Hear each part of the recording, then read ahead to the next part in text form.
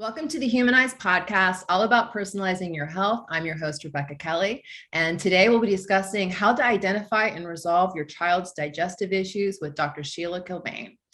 Before I introduce Dr. Kilbane, I want to remind everyone to subscribe, get all the variety of casts and audio, video, and transcription at humanizedhealth.com. I'd also like to thank our lead sponsor, Village Green Apothecary at myvillagegreen.com. So a little bit about Dr. Sheila Kilbane. She is a board-certified pediatrician who specializes in integrative medicine. She uses the best of traditional and integrative medicine to find the root cause of illness. Using her 7-step process along with natural and nutritional therapies, Dr. Kilbane helps families significantly improve or resolve altogether illnesses such as colic, reflux, eczema, recurrent ear and sinus infections, asthma, allergies, and stomach and GI issues such as constipation and abdominal pain. She also conducts online education classes in addition to seeing individual patients in Charlotte, North Carolina. It's always a pleasure, Dr. Kilbane. Thanks for being with us again. Absolutely. I love chatting with you. So I just want to jump right in there. We know that many children today have digestive issues. Can you talk about what are the main factors that contribute to this? What are these, physical stressors or things that are impacting digestion for kids? Yeah. So the first thing I want to say is that we're seeing digestive issues more and more and earlier on. Babies are coming in with this. So it's a real problem and it's definitely increasing. And we don't, when we're learning about digestion, when we're in medical school, we're learning the nuts and bolts. We're learning about the gallbladder and the pancreas. And we don't really tie it together with what's happening in the real world when we're treating patients. And we think about digestive enzymes, for example. What we learn about the pancreas is that, you can get pancreatitis, and it's pretty rare, and that's very painful because the pancreas is what secretes our enzymes, which help break down our food. So I've studied it in such a different way and in so much more depth doing functional and integrative medicine. And breaking down our food is extremely important to being able to digest and absorb our nutrients. So when it comes to proteins are what make up our neurotransmitters, which help us be able to focus in school. They help us fall asleep. They help us stay asleep. When it comes to fats are what create our hormones. They create our cell walls.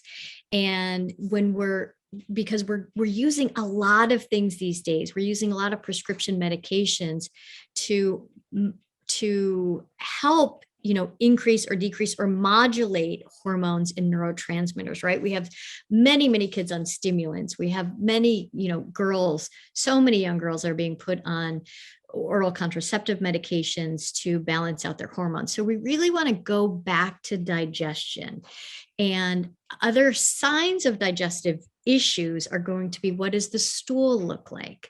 What does our skin look like? Do we have a lot of rough patches, red patches? The skin is a really good window to the gut. And we get, dark circles under the eyes. Do we have anemia? Is our iron low? Are we not absorbing enough iron from our system? Are we eating enough iron? So when we're looking at all of those things and we're looking at what things impact digestion, so stress is a biggie. And if we're living in that fight or flight, which a lot of us do, right? We're running from activity to activity. Even during the pandemic, things have been very stressful because we can't get out and do anything, right? We need that balance somewhere. And when we're in the stress state, our blood shunts. So our blood shunts away from our digestive tract where we do our digesting, and it gets shunted to our arms and our legs so that we can run away from the proverbial lion in the forest that never actually comes. And so getting into that relaxed state is what brings our blood flow back to our stomach and our GI tract, where we're able to digest our food. And that's called the parasympathetic side of our nervous system. We want that more active. Chewing is another thing, right? How many kids sit to the table and they barely even chew and they're just swallowing? So that's going to impact our digestion. Poor quality food. we've got an epidemic of processed, packaged, high sugar, high fat, high carbohydrate food. Those things impact they create inflammation in our gut, which is going to impact the enzymes in our gut, the ability for those to work properly. Inflammation, which I just mentioned, if we've got a lot of inflammation, inflammation is when our body is sending extra white blood cells to certain areas. And it's doing it, we need that sometimes. Like if you sprain an ankle, you need inflammation to go to that area. But what's happening is because we're walking around with too many processed packaged foods, too much stress, a lot of toxins, a lot of things that we're being exposed to, we've got a lot more inflammation, including in our gut. So that will impact digestion. Recurrent illnesses, medication. So if you've got a child who's had a lot of ear infections or sinus infections, they've been on a lot of antibiotics.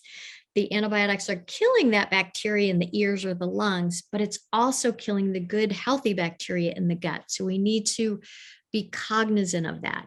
If we're on a lot of steroids, maybe we have asthma, that is going to impact the gut. A lot of adults are on antacid medications, which are going to impact our digestion. Another thing is poor quality sleep. So getting into good, deep, restorative sleep is crucial. And we were talking about Rebecca's Oura ring that she wears.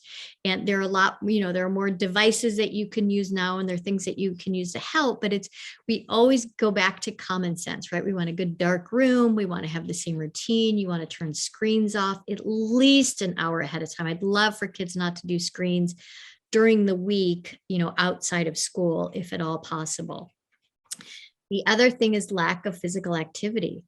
So nothing that we can do recreates what exercise does for our bodies. I was going to say nothing in a bottle. There is no pill. There's nothing that can recreate that increase in blood flow, that heart rate, the respiratory rate, the endorphin release that helps us feel good.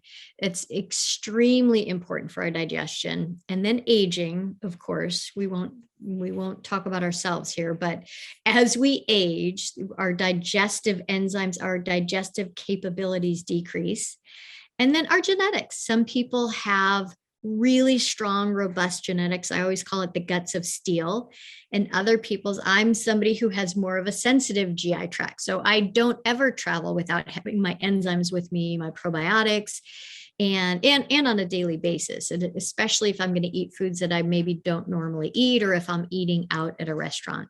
So those are the main things that are going to affect digestion.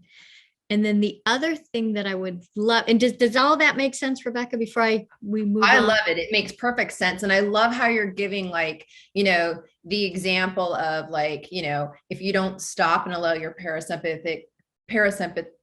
why can I not say that word?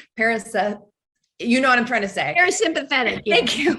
If you don't allow that to actually your child be able to sit and be calm, and they're moving while they're eating dinner, then they don't have the benefit of that opportunity to have that moment of digestion. I love how you're showing the cause and effect, right? Because I think sometimes with parents, they're like, you're trying to get stuff done, right? You're trying to let kids, but you got to think about, well, what does this affect? How is this affecting the child, right? And I love how you're giving the cause and effect, because I even know that. I know I need to stop and have a meal, but sometimes I'll grab it on the go because I'm in a hurry. And even I can do that to myself, right? Then I know I don't digest so well. So I love the cause and effect. Now, is there a way though that we can identify maybe some issues before they become problems?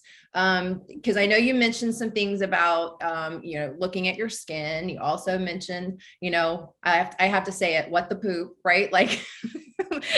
Right. There's something that's going on. And we were just talking about the Bristol Stool Chart. Right. So can you talk about that? I would love to. It's one of my favorite things to talk about. So in my practice all day long, we talk about poop, because this is this is the best way to identify what's going on with our GI tract. And all of you out there, you can Google the Bristol Stool Chart. You can get my book, Healthy Kids, Happy Moms. It's on anywhere books are sold. I've got a great Bristol Stool Chart in it, and it identifies where we are. So we can have, what we want to have is a sausage or a snake-like stool. And that's what we're out for. And then if we're looking at like hard pellets, or on the other end of the spectrum, they might be loose. It might be like pudding. It might be too loose. And what I had, like one of my families, the mom took a picture of it from my book and she blew it up and she's got it in the bathroom, because it's really important where, especially for some kids don't love to talk about this. So she's got it in the picture form. So he doesn't have to even talk about it, but he just can point each time he goes. And that's more of a, that's more of an extreme case. We don't have to do that every time, but your kids will know exactly. If you show them the picture, they'll know where they are on the chart. And it's kind of, it's a fun way to look at it, and super, super helpful. And our stools are, especially toddlers, the young kids, when they're eating quickly, when they're eating a lot of sugar, if they're drinking a lot of juice, their stools are going to be on the looser side. You may even see undigested particles of food. That is never normal. And we want to make some changes. We want to slow things down, add in the enzymes, make sure that the kids are chewing, decrease the sugar in the diet, and get to where we have those nice sausages or those nice snake-like stools.